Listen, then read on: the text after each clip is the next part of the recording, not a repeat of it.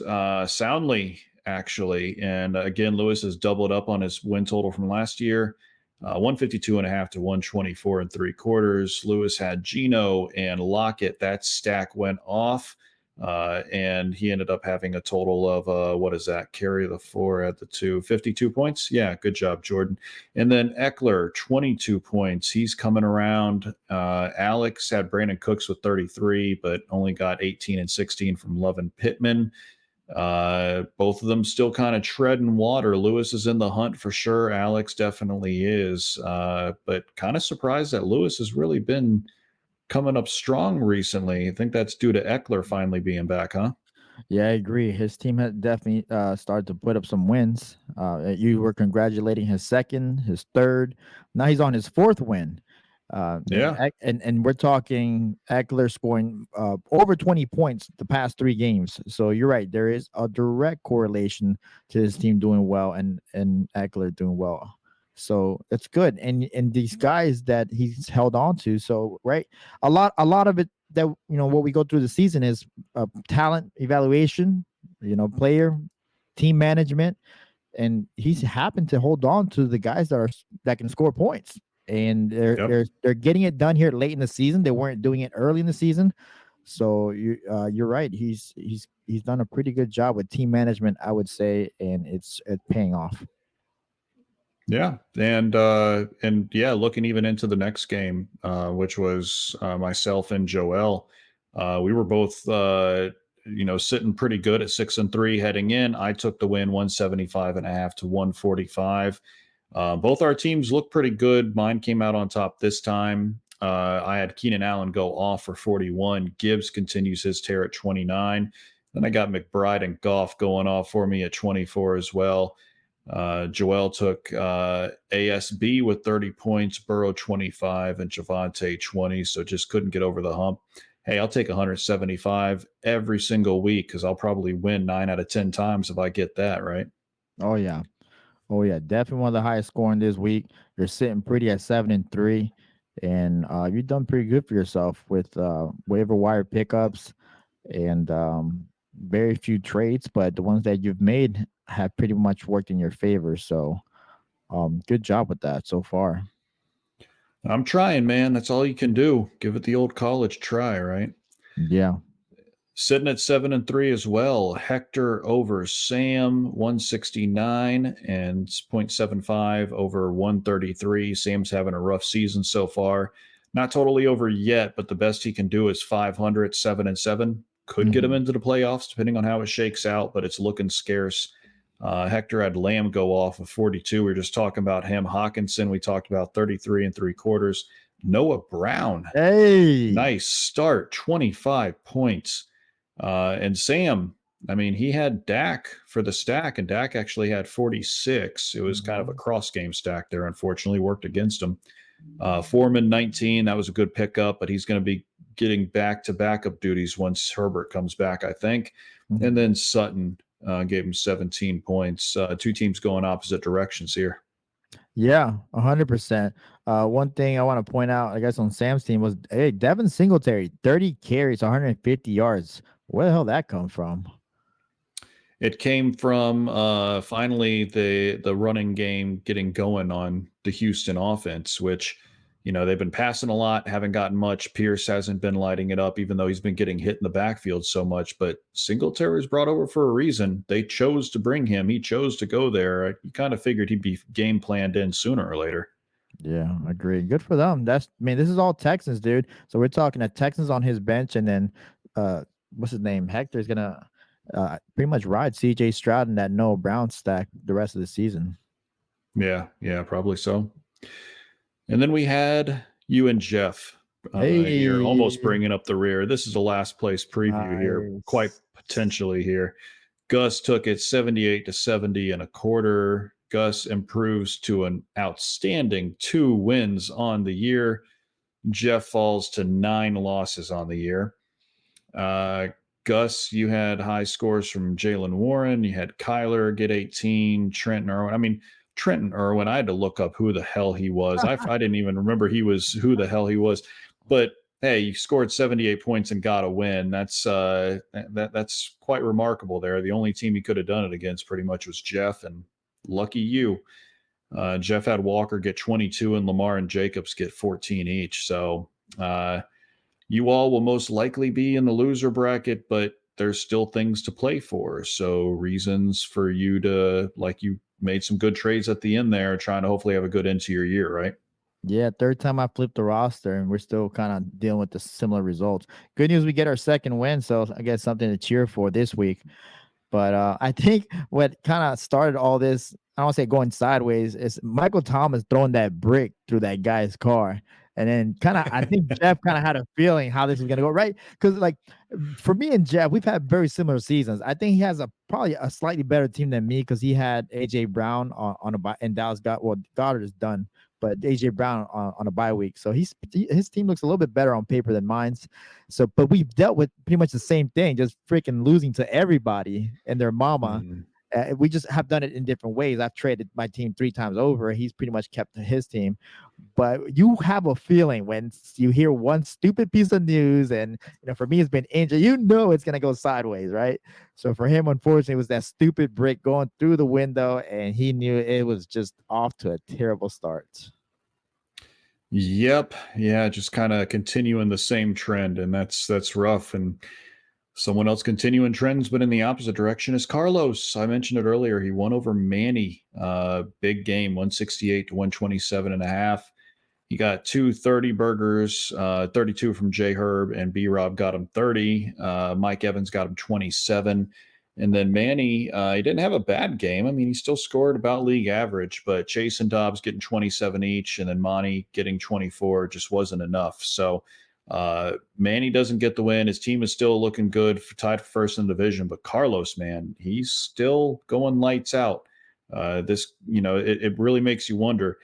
Because Carlos very likely could end the year with only 2 losses. He could go 12-2. He could have one of those years. So is he going to be one of those that wire to wire is the best and wins a championship? Or does he lose in the playoffs? Or does he have a bad end to his year? Does he start hot and fizzle out? That's going to be interesting to watch. Yeah, I agree. Solid roster up and down. Very few weaknesses. To me, he can just set this roster next week and set that lineup and not change it till January, and he'll be fine. But Yeah. it is that good. Well, you are watching a game coming up between a couple of middling teams, Kyle and Sam. Sam's favored by 12, surprisingly. What are you watching for here? What drew your eye? I was looking at a team that was on the up and up, on the, we call it underdog, and that was Kyle. He was at 5-4. Then he got that win, got over 500, got over the hump, but now here he is. So this is, a lot of people have been in this situation before, but it's that crossroads, right? Is my Mhm. season over, or am I going to make the playoffs? Am I going to just crawl my way into the playoffs? So that's kind of where he's at, and that's what this game means to him. So this is a must-win, without a doubt. How he accomplished that, we'll see. Patrick Mahomes is back in swing of things, playing the Philadelphia Eagles Super Bowl rematch, which we will touch on. So there's a lot going on here. Sam is just playing for keeps, so he's just trying to ruin Kyle's season at this point. Yeah, for sure. And I'll be looking at a matchup that has slightly more playoff implications. Manny and Hector. This one could be a game of the week material right here. Manny is favored, but only by 5. Hector has a great record. He's got a great team. Does. He's got Stroud, Lamb, and Garrett versus Manny's Hurts, Chase, and Diggs. This is a non-divisional game, so we don't get to see them play too often during the course of every year. So I'm interested to see how this one shakes out. Manny losing could be the difference in the division between him and Saheed if Saheed continues his streak. But of course, Saheed might lose this week because of all his buys and things like that. So, Manny might be able to afford a loss, but he certainly doesn't want to because it's already closer than he wants it to be. Hector is surprisingly, he as good as he's doing, he's not even number 1 in his division right now. Right. You're right. This game has a lot on the line, and it's because Manny was, destroying the league. He started out the only undefeated. Him and Carlito were doing pretty good, but he had the undefeated record for quite a bit. I think for the longest streak, and 5, yeah. this year, and now he's lost a couple, and now he's tied with Sahid in the division. So Sahid has a chance to take him on if he gets the win this week, or even if they both lose. Right, it'll come down to the points. But this is interesting. These are buds. They're close buds, right? They're friends, but maybe not this week. They won't be friends. They won't be texting each other this week. Yeah, no good luck there. More like, hey, hope somebody on your team stubs their toe on the way to the stadium. There you go. Hey, you're looking at a Super Bowl rematch. Yeah. Eagles and Chiefs over under is 45.5. KC favored by 3. How do you see this one going? This is gonna be interesting. So this one is in Kansas City. So we do have home field Taylor Swift. There we go.